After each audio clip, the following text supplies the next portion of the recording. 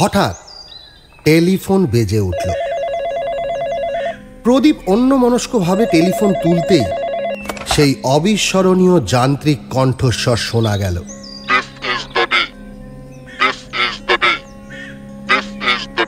সকালের আলোর মধ্যেও ভয়ে হঠাৎ হিম হয়ে গেল প্রদীপ। চিৎকার করে বলল, what is the meaning of it?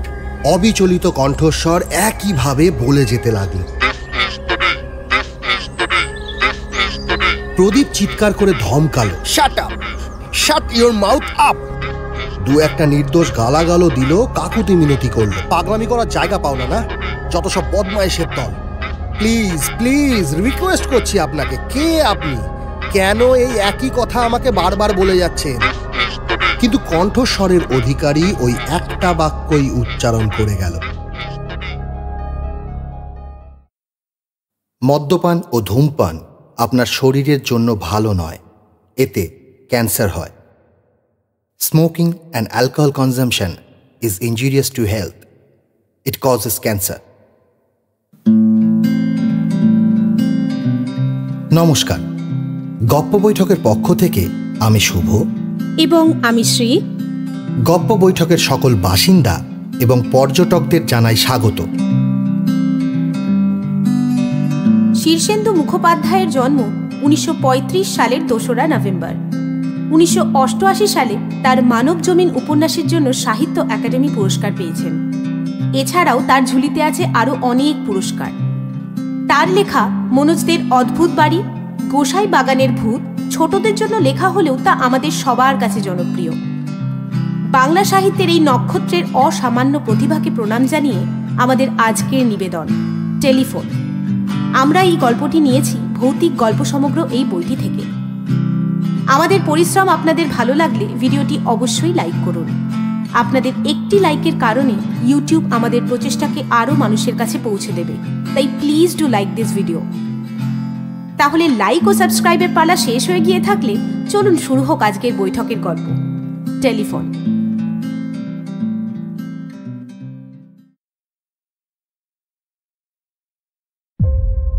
Telephone তুললেই একটা গম্ভীর গলা শোনা যাচ্ছে, 6491 6491 6491।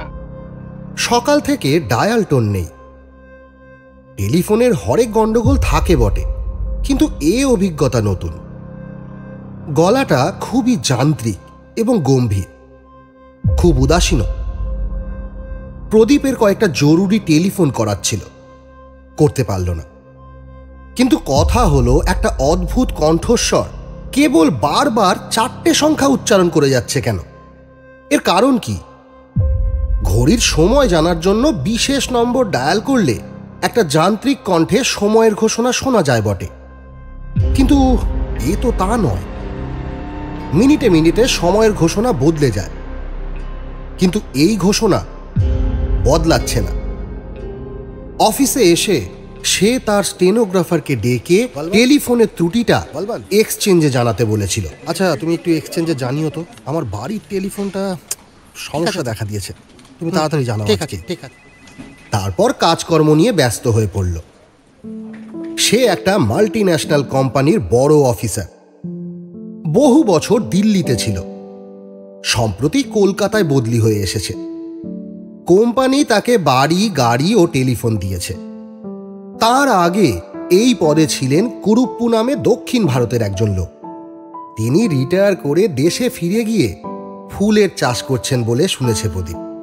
খুবই দক্ষ ও অভিজ্ঞ মানুষ ছিলেন তিনি। রিটায়ার করার বয়স হলেও কোম্পানি তাকে ছাড়তে চায়নি, বরং আরও বড় পোস্ট দিয়ে তাকে ধরে রাখতে চেয়েছিল। কুরুপ্পু কিছুতেই রাজি হননি।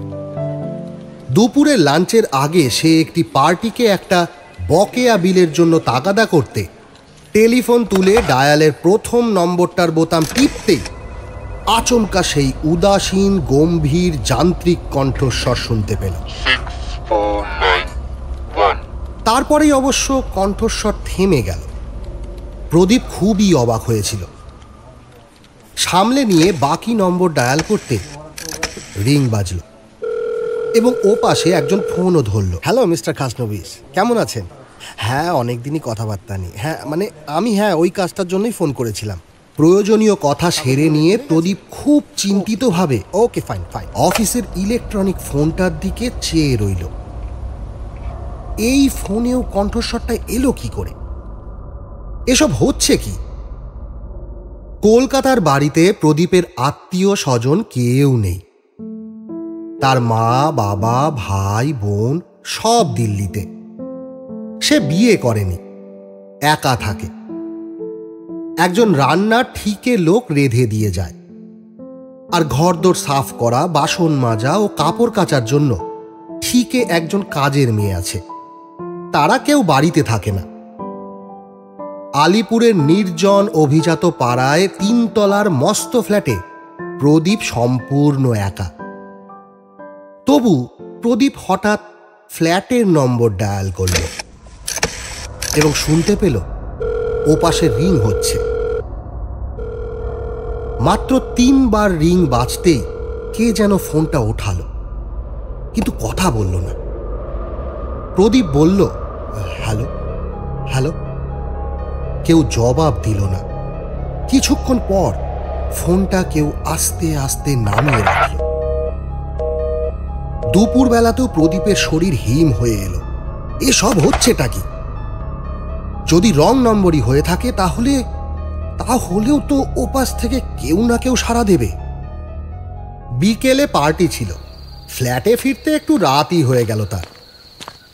আর ফেরার সময় মাথায় দুশ্চিন্তাটা দেখা দিল। সে অলৌকিকে বিশ্বাসী নয়, কিন্তু কোনো ব্যাখ্যাও তো পাওয়া যাচ্ছে না। দরজা খুলে ফ্ল্যাটে ঢোকার পর একটু গা ছমছম করছিল। তবে আলো জেলে ঝলমলে আধুনিক ফ্ল্যাটটার দিকে তাকিয়ে তার ভয় ভয় ভাবটা কেটে গেল। তবে ফোনটার ধারে কাছে সে আর গেল না। প্রদীপের গভীর রাতে ঘুম ভাঙল রাত 2টো নাগাদ। হল ঘরে ফোন বাজছে। ঘুম চোখে সে তড়াক করে লাফিয়ে ওঠে। দিল্লিতে মা বাবার শরীর খারাপ হলো না তো? ফোন ধরতেই শিউরে উঠল সে। 6491 6491 6491 সেই যান্ত্রিক উদাসীন গম্ভীর গলা বলতে লাগলো। 6491 ফোনটা রেখে দিল সে। বাকি রাতটা আর ঘুম হলো না। বিছানায় এপাশ ওপাশ করে কাটিয়ে দিল। কলকাতা টেলিফোন ব্যবস্থা যে খুব খারাপ তা প্রদীপ জানত। তবু সকালের ব্রেকফাস্টের সময় টেলিফোন বেজে উঠতেই প্রদীপ যখন কাঁপা কাঁপা বুকে গিয়ে টেলিফোন ধরল, তখন একটি অমায়িক কণ্ঠস্বর বলল, স্যার, আপনি টেলিফোন খারাপ বলে কমপ্লেন করেছিলেন কাল, কিন্তু আমরা টেস্ট করে দেখেছি আপনার লাইনে তো কোনো গন্ডগোল নেই। লাইন তো চালু আছে। চালু আছে? কিন্তু আমি যে টেলিফোনে একটা অদ্ভুত গলা শুনতে পাচ্ছি। হয়তো ক্রস কানেকশন হয়ে গিয়েছিল। আমাদের যন্ত্রপাতি সব বহু পুরনো, তাই মাঝে মাঝে ওরকম হয়। আপনি ডায়াল করে দেখুন, এখন লাইন ঠিক আছে। বাস্তবিকই লোকটা কানেকশন কেটে দেওয়ার পর ডায়াল টোন চলে এলো এবং অফিসের নম্বর ডায়াল করতেই লাইনও পেয়ে গেল প্রদীপ। ফোন স্বাভাবিক হলো বটে, কিন্তু প্রদীপের মাথা থেকে 6491 গেল না।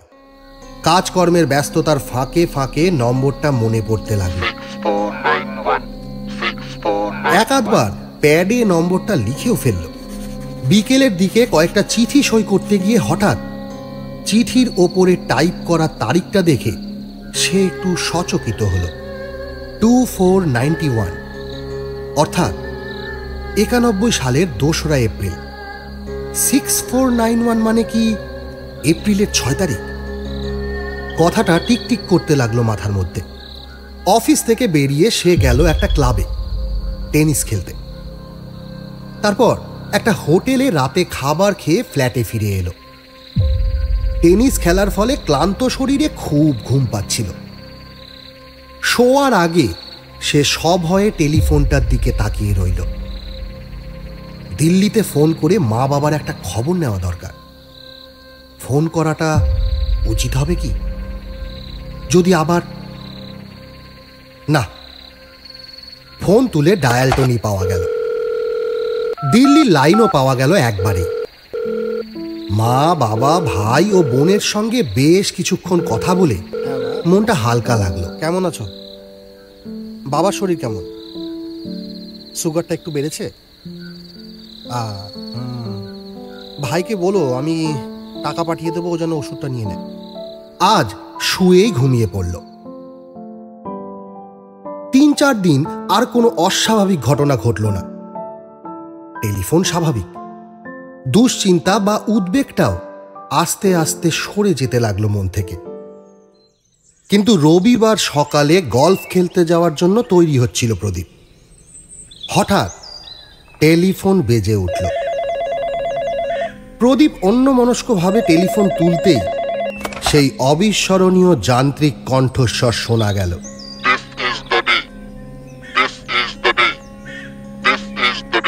সকালের আলোর মধ্যেও ভয়ে হঠাৎ হিম হয়ে গেল প্রদীপ। চিৎকার করে বলল, what is the meaning of it? অবিচলিত কণ্ঠস্বর একইভাবে বলে যেতে লাগল। প্রদীপ চিৎকার করে ধমকালো, shut up, shut your mouth up. দু একটা নির্দোষ গালাগালও দিল, কাকুতি মিনতি করলো। পাগলামি করার জায়গা পাও না? যত সব বদমাইশের দল। প্লিজ প্লিজ রিকোয়েস্ট করছি আপনাকে, কে আপনি? কেন এই একই কথা আমাকে বারবার বলে যাচ্ছেন? কিন্তু কণ্ঠস্বরের অধিকারী ওই একটা বাক্যই উচ্চারণ করে গেল। এপ্রিলের কলকাতা এমনিতেই গরম। ফোনে চেঁচামেচির পর আরো ঘেমে উঠল সে। ফোনটা রেখে কিছুক্ষণ ঝিম মেরে বসে রইল। এর মানে কি?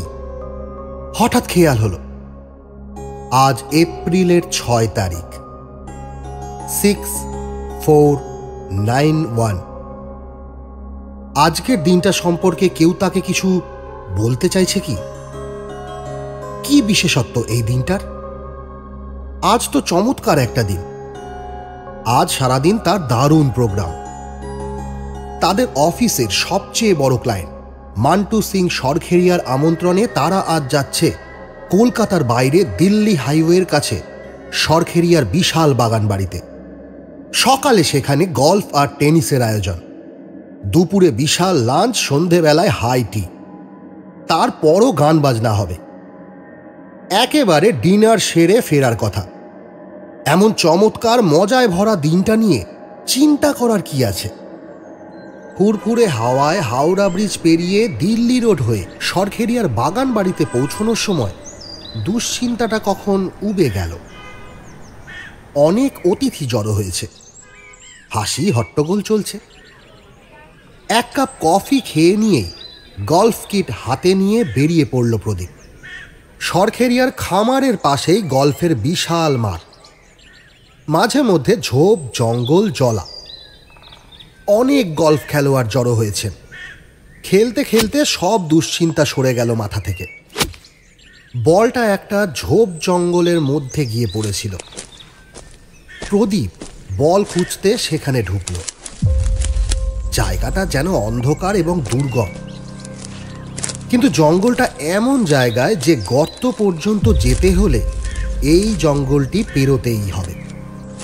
সেই জঙ্গলে নিচু হয়ে বলটা খোঁজার সময় আচমকাই একটা দুরাগত কণ্ঠ যান্ত্রিকভাবে হঠাৎ বলে উঠল, একটা ক্লিক করে শব্দ হলো কোথাও। সন্দেহজনক কিছু নয়, কিন্তু হঠাৎ প্রদীপের ষষ্ঠ ইন্দ্রিয়ই যেন কিছু জানান দিল। সে বিদ্যুৎ গতিতে মাটিতে উপুড় হয়ে শুয়ে পড়ল, আর সঙ্গে সঙ্গেই বজ্রপাতের মতো একটা বন্দুকের শব্দ হলো। গাছের গোটা কয়েক ডাল প্রচণ্ড শক্তিশালী বুলেটের ঘায়ে ভেঙে পড়ল। তারপরই একজোড়া পায়ে দ্রুত পালানোর শব্দ। প্রদীপ যখন উঠে বসল তখন খানিকটা হতভম্ব হয়ে চারিদিক দেখল সে। কেউ তাকে মারার চেষ্টা করছিল, কিন্তু খুবই সামান্যর জন্য সে বেঁচে গেছে। উঠে গায়ের ধুলো টুলো ঝেড়ে চারিদিকটা দেখল সে। কে তাকে মারতে চায়? কেনই বা? বন্দুকের শব্দ শুনে কেউ ছুটে আসেনি। তার কারণ আশেপাশে অনেকেই শিকারে বেরিয়েছে। বন্দুকের শব্দ হচ্ছেও আশেপাশে। সারা দিনটা খুব অন্যমনস্কতার মধ্যে কেটে গেল প্রদীপের। ঘটনাটার কথা সে কারো কাছে প্রকাশ করল না। রাতে বাড়ি ফিরে সে টেলিফোনটার দিকে তাকিয়ে রইল কিছুক্ষণ। টেলিফোনে এই দিনটার পূর্বাভাস দেওয়া হচ্ছিল তাকে, কিন্তু কেন, কে দিচ্ছিল? রাত 10:30 নাগাদ টেলিফোন বেজে উঠল। সভয়ে টেলিফোন ধরল প্রদীপ। হ্যালো।